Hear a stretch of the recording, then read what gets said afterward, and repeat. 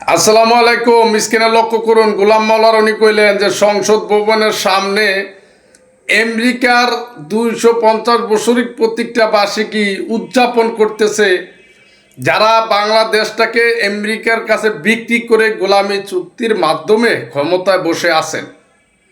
বর্তমান সরকার এবং পাকিস্তানের যে নতুন সরকার আছেন এবং পাকিস্তানি রাজাকারদের যে দোসর আছে বাংলাদেশে, তারা সবাই মিলিতভাবে আমার এই সোনার বাংলাদেশটাকে খান খান করে দিয়েছে, আমার এই সোনার বাংলাদেশটাকে আমেরিকার কাছে বিক্রি করে দিয়েছে। যার কারণে আজকে আমেরিকার মতো দেশের আপনার স্বাধীনতা দিবস পালন করে সংসদ ভবনের সামনে হায়রে লাল স্বাধীনতার বাংলাদেশ, দেশ বিক্রি করে ক্ষমতায় আসছে, গোলামি চুক্তির মাধ্যমে ক্ষমতায় আসছে, আর দেশের মানুষ আজকে ধ্বংস হয়ে যাইতেছে, দেশটা আজকে ধ্বংস হয়ে যাইতেছে।